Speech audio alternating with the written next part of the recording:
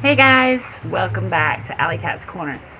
This is episode 3 of my 3-part series on the Dremel of the cabinet that I'm doing with the owl design. Today I'm going to show you how to finish up the Dremel.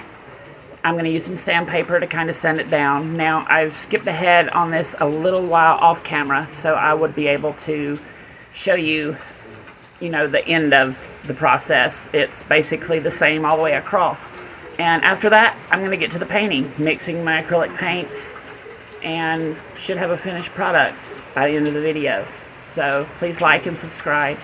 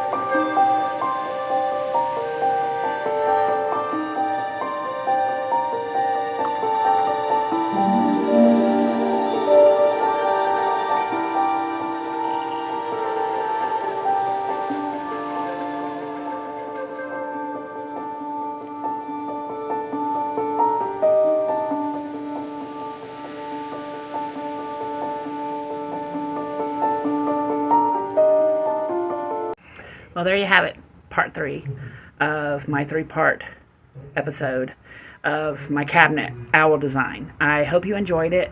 I'm going to finish the other cabinets on my own at a later time, probably off camera.